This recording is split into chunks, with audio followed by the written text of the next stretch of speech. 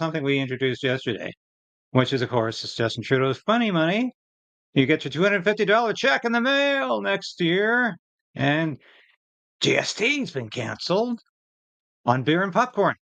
I bring that up because, and I'll get to this in a second here. This is classic here. Yes, look at this. Lori Goldstein posted on X. $250 checks are coming. If you're making less than $150,000 a year. Well, I think that's probably most of us. And Chrystia Freeland announced we're giving all Canadians a tax break starting December 14th. Lucky us, eh? We're getting a tax break and beer and popcorn on liquor, beer, wine, toys, video games, things to keep you distracted, restaurants where we couldn't go during COVID, except, of course, if we had a mask on, but we were allowed to take the mask off at the table because there was like an invisible umbrella or like, that invisible a shield that used to come down in the Get Smart episodes. Yeah, there was one of those around every table apparently, so COVID couldn't get in.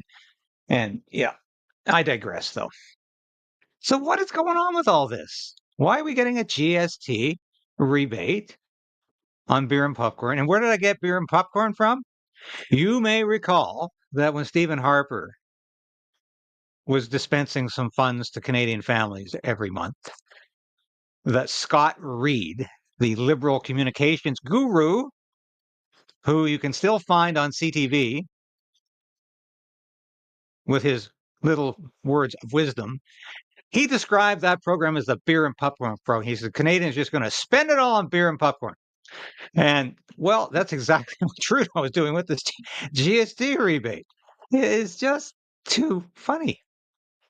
Now, why is this all going on? Before we get to the guts of this story, and it's very, very important to see this. No Trump bump. Well, I didn't expect there would be any Trump bump because I think Canadians are not that stupid to think, isn't it great that Justin Trudeau is going to be around to meet Donald Trump again in January? No. So Trump didn't do Trudeau any good. And the NDP, this is the second poll I've seen where the NDP are either ahead of the Liberals or tied with the Liberals for second place. The Liberals are headed for political extinction. And I haven't got it handy, but there's another survey saying 67% of Canadians are fed up with Justin Trudeau. He has a 67% disapproval rate, 26% approval. That's right down there with Brian Mulroney, who saw the Conservative Party reduced to 2 seats when Jean Chrétien won the election. And let me recall here. Yeah, 2000s, early 2000s. So that's where we're headed. That's where the Liberals are headed right now. So why all of these? There's so much happening right now in the news. It's incredible. So why is Trudeau giving us a GST break and sending us another $250 check so we have more money in our pockets? What's going on here?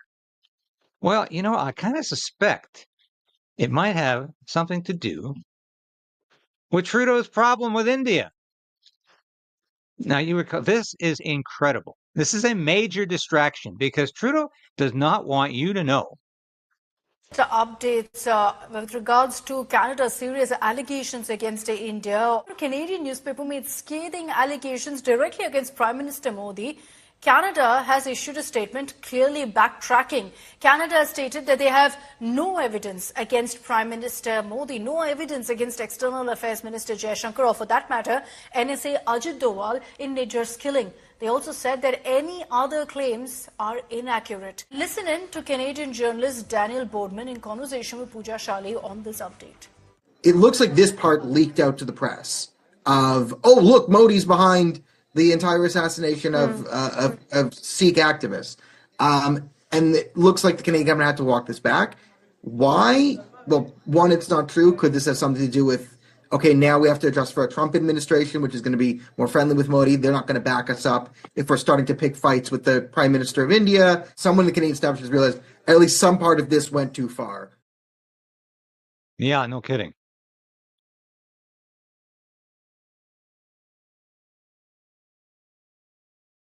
Now, let's have a look at this. This is a statement by the Privy Council office and the Deputy Clerk of the Privy Council. This is a government agency. It's made up of anyone with a PCO after their name or PC. Sometimes they're even parliamentary secretaries at one point. But members of the PC are all basically everybody who has ever been in cabinet. And it's just a government body. And it's certainly, you take their word at it.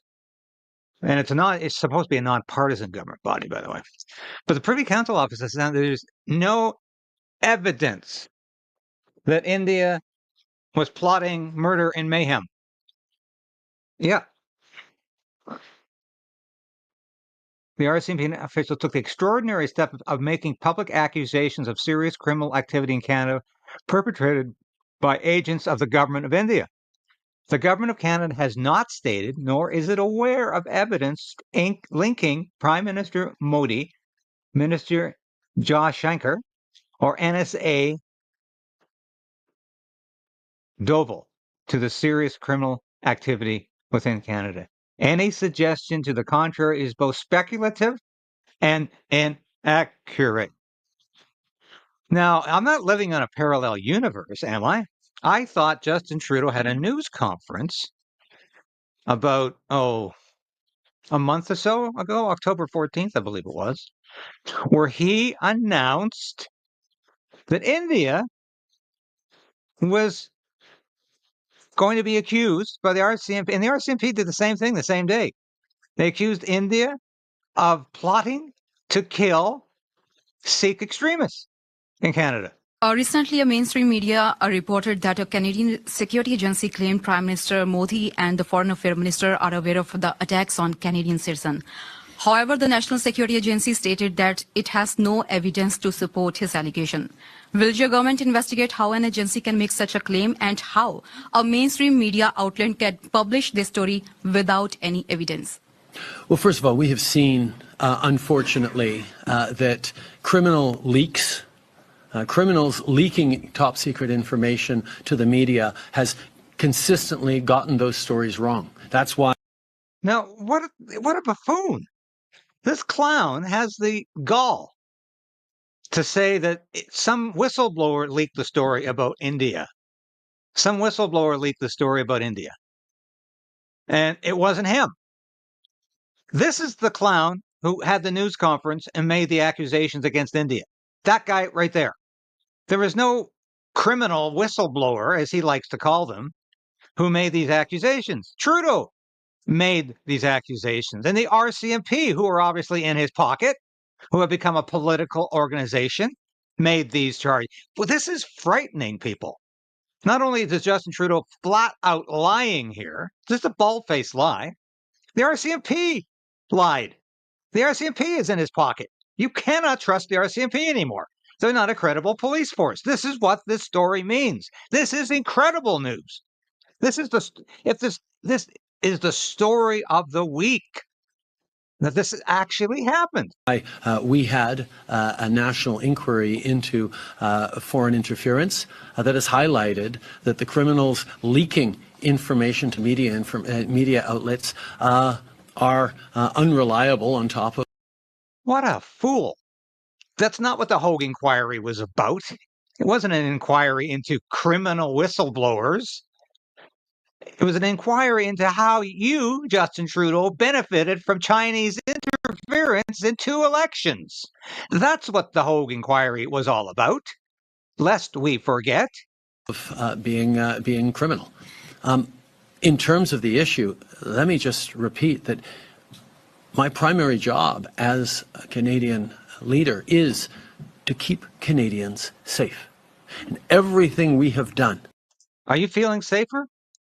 Are you feeling any safer with Justin Trudeau trying to make you safe? This is chilling.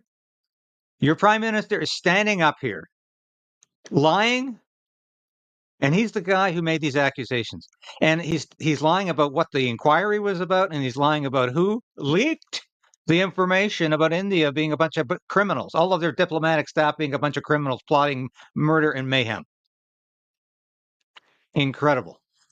Over the past years in multiple difficult situations is to put the emphasis on keeping Canadians safe here at home across the country and making sure we're standing up for the rule of law. We will always do that. The RCMP commissioner stated earlier, they have clear and compelling evidence. The Prime Minister lied.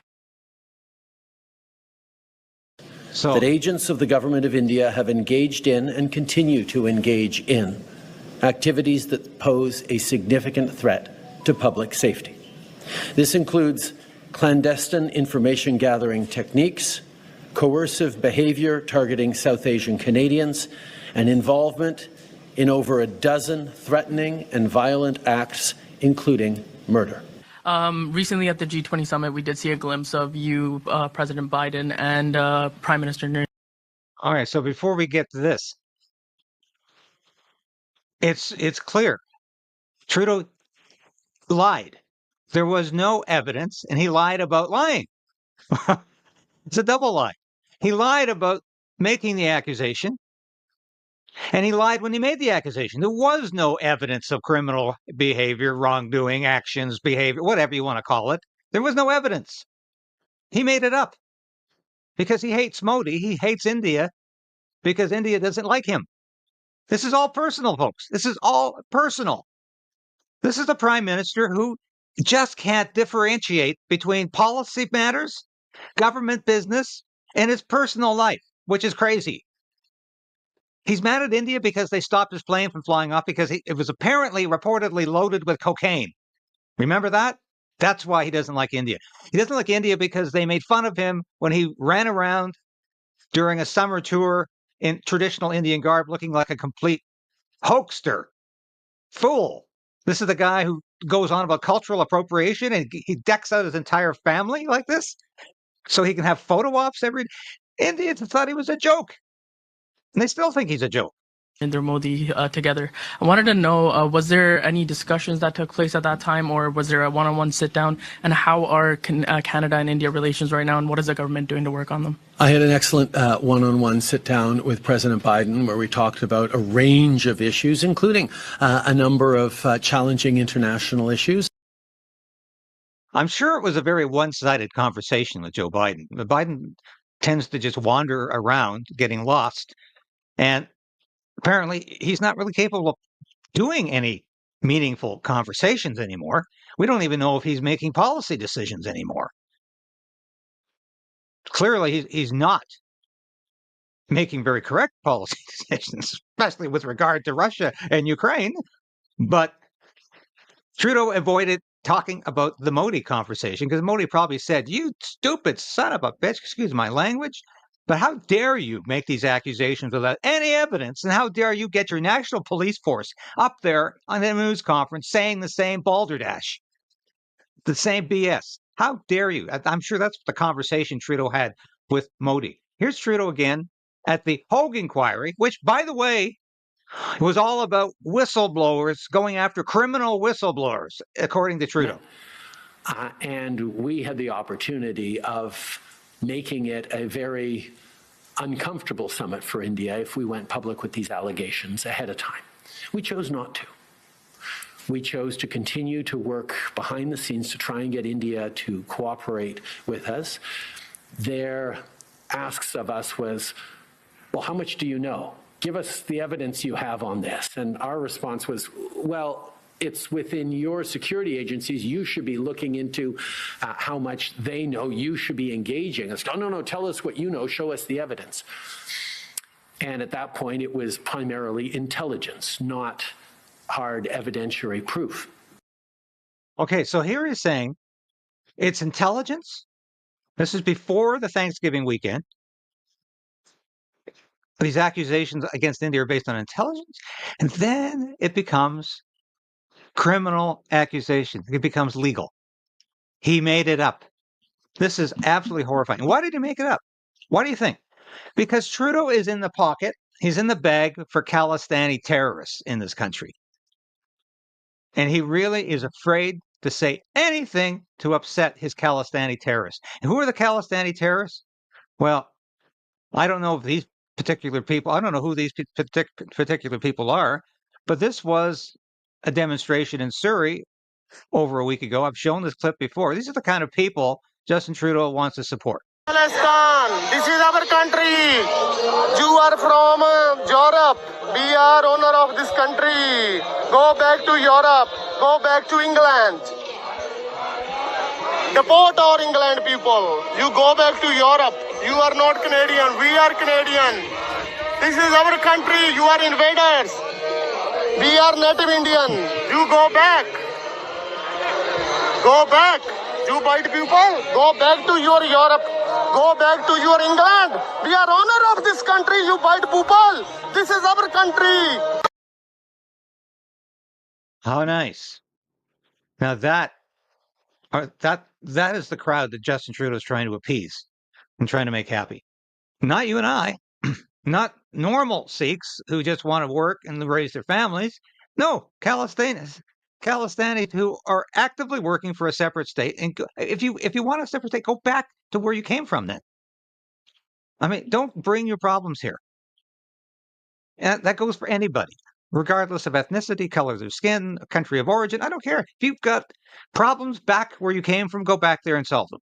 Or try to solve them. But don't try to solve them here and bring Canada into this mess. Now, don't drink the Kool-Aid, folks. Don't listen to Justin Trudeau.